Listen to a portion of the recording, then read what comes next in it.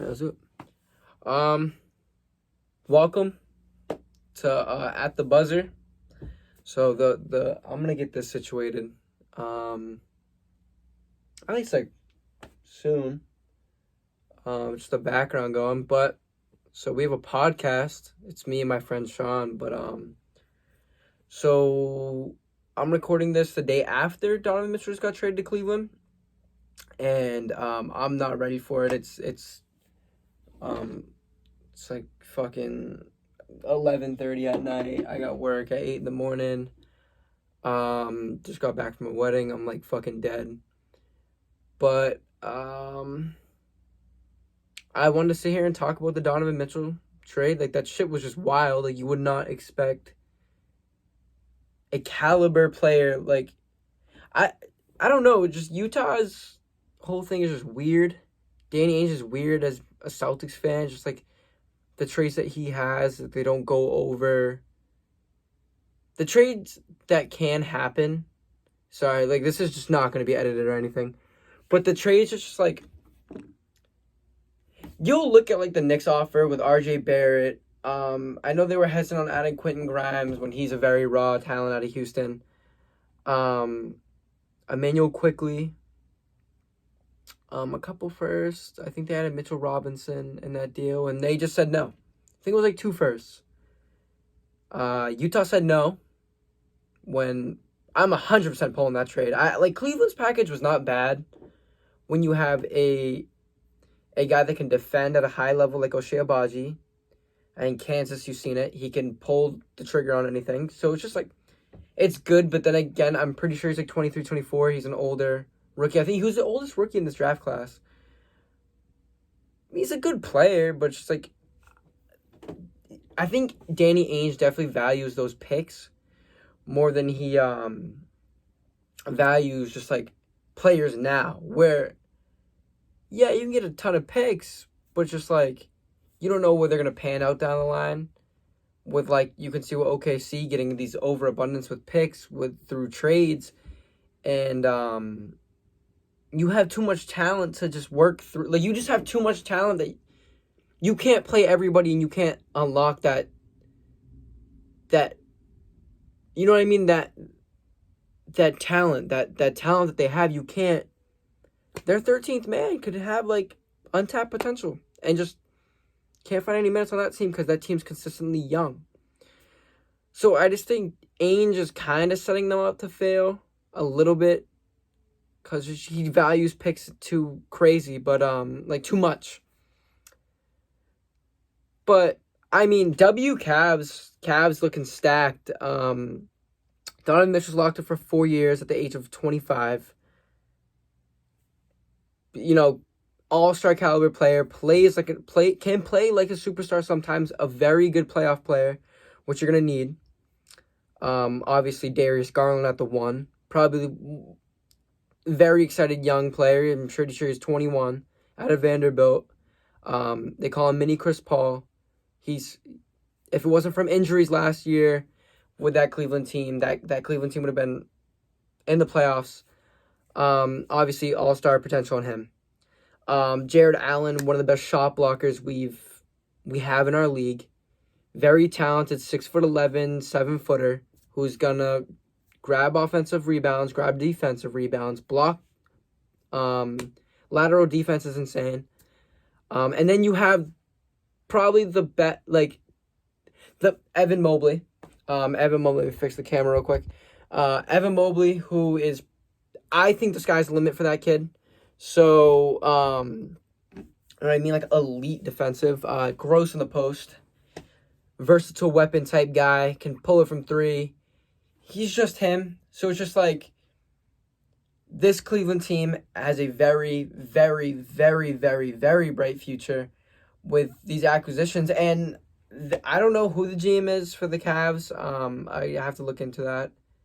I think I do. I'm pretty sure he's new, but he's making the correct thing. He's making the correct steps to push this team to where they should be, because I kind of, you know what I mean? They need to take that jump, because the East is a dogfight. You know what I mean?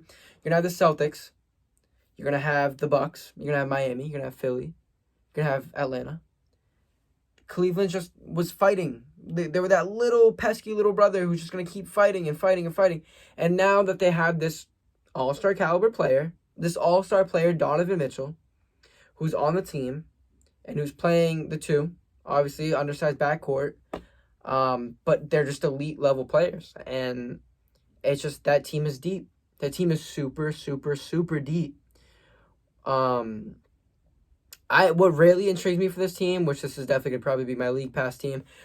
I'm not just saying this now, but last year Cleveland was my league pass team. Cleveland is a very fun team because of Darius Garland. But yeah, like I said, this team is very deep. This team, the sky's the limit for this team. Obviously, they're not contenders. They're not going to contend for a championship the first year. I give them 2 years, and they could probably make an Eastern Conference Finals appearance. Could make a finals appearance. I'm not going to say that they were going to win, but they definitely can be in that they can be like that team. They can actually fight. JB Bickerstaff, great coach. So their management stacked. Darius Garland, like I said, elite, all-star player.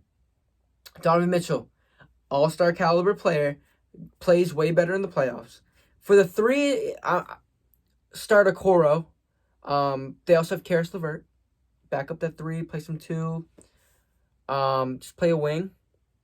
Karis LeVert, he's very good in Brooklyn. Was okay last season for Cleveland, but could probably take that jump into being a better player. With Cleveland, learn the offense a little bit, try to stay healthy. The four, they have Mob. Fucking ridiculous. Can literally be an all-NBA, all-defensive talent. Defensive player of the year type player.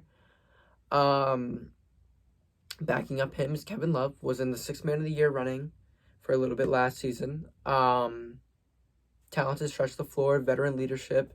Can get the guys where they need to be correctly. 5, like I said, Jared Allen, elite shot blocker. Can jump with anybody. You're not. It's Jared Allen's paint. So anybody wants to go in that paint, Jared Allen. Thank you, Jared Allen's there. He's the fro. He's amazing. Ricky Rubio, insane, great playmaking guard. Like I said, Karis LeVert already. They got Kevin Love, like I said. They have Robin Lopez. Veteran center. I don't know. But I do think this team, I'm sorry if I'm rambling, I'm really fucking tired. But I can see this team will be very good, but I think the factor for this team is if Okoro takes a jump defensively and offensively. Defensively not as much, but more offensively, because for Auburn, great defense. Could kind of pop a three a little bit. I just kind of wish he could expand his game, probably work that mid-range, kind of work his way into the paint a little bit. He has a frame where he can get he can get bigger, and he'll start dogging people. I just think it kind of relies on Isaac Okoro, how I think Chicago kind of relies on Patrick Williams. I feel like he's the same. They're in the same situation.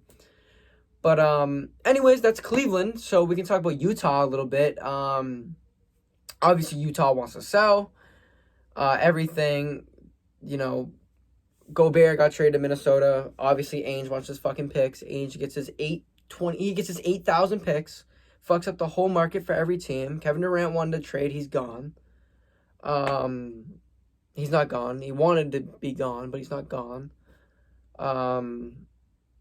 So fucked up the market. Ainge is he values picks, so he gets his fucking 7 picks out of Minnesota.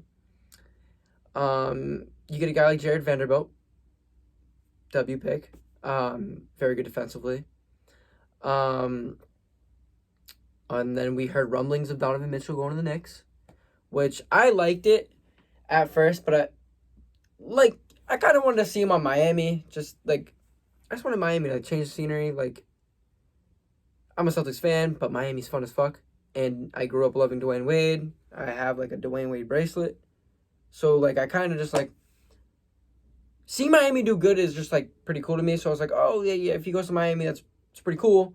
Like that could actually probably take them from being this level team, always playoff locks, always could make a finals appearance, jump over teams. You know what I mean? Like that's just it would have been Hero. Hero would have been dealt. Struce would have been dealt. Probably Duncan Robinson would have been dealt picks. But no, just randomly Cleveland. Which Cleveland, I'm happy they did that trade because when do you see anybody like when do you see Cleveland making a deal like that? Like you don't really, like it's normally bigger market teams. Cleveland's a decent marketing team, but not crazy. But yeah, Utah wants to sell Clarkson. They want to sell Mike Conley. They want to sell Bojan Bogdanovic. 3 players that can help contending teams. I know the Lakers have interest in both Bojan and Clarkson. I don't know much about Mike Conley. I kind of would like to see Mike Conley in like a Raptors type team. Kind of just let Scotty flourish like in his slashing. We already know he can play, make, we know he can defend. But yeah, they want to sell those. They need fucking new jerseys. Those jerseys are literally awful. They need Walker Kessler could probably be something. O'Shea Abaji's player like that I'm most excited for. Utah has a lot of players that you can be excited for. So but yeah, I mean that's just a little ramble. Where my head is. I know you guys have thoughts. So this will probably be posted either tonight or tomorrow. Cleveland's a 5 seed. Lock it in.